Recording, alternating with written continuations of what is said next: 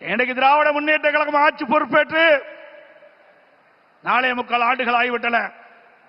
4.25 ஆண்டு காலத்திலே மக்களுக்கு இந்த ஆட்சி கொடுத்தது வேதனை, துன்பம். எல்லா துறைகளிலும் ஊழல்.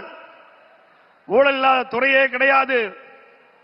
மக்களை வாட்டி வதைக்கின்ற அரசாங்கம் தேவையா? சொல்லுங்க, தேவையா? மக்களோட ஆட்சி அகற்றப்பட வேண்டும்.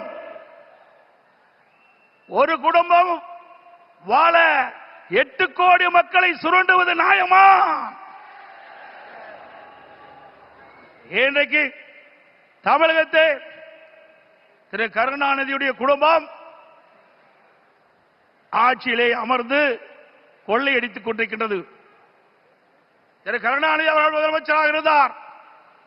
அதுக்கு பிறகு ஸ்டாலின் முதலமைச்சராக இருக்கிறார்.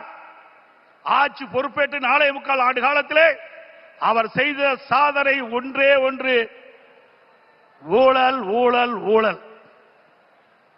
இன்றைக்கு திரு ஸ்டாலினுடைய குடும்பம் உலக அளவிலே மிகப்பெரிய பணக்கார குடும்பமாக திகழ்ந்து கொண்டிருக்கிறது.